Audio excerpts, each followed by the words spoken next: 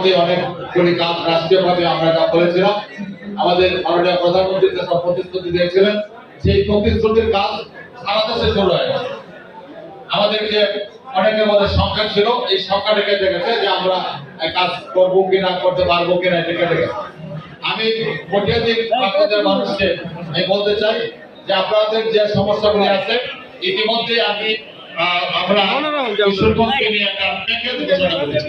সেটা হলো 15,000 কোটি টাকার একটা প্যাকেজ।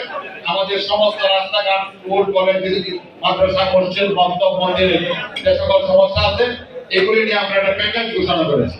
আমাদের সেই প্যাকেজগুলো আমরা জমা দিচ্ছি।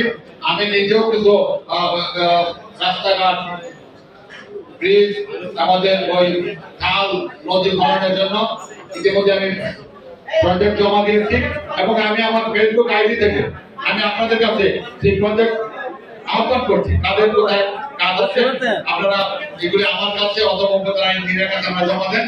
আমরা সেই কাজগুলি পর্যায়ক্রমে এই কাজগুলি করে যাবো ইনশাআল্লাহ। আমরা আজকে ইফতার করছি। আমাদের এক ভাই আপনারা জানেন যে বাচ্চু মিয়া সৌদি আরবের মিসাইল, ইরানের মিসাইল আঘাতে নিহত হয়েছে এবং আরেকজন আছে আমার পাটনা দিয়া, সেও মারাত্মকভাবে, একসাথে ছিল দুইজন, মারাত্মকভাবে ক্ষতিগ্রস্ত।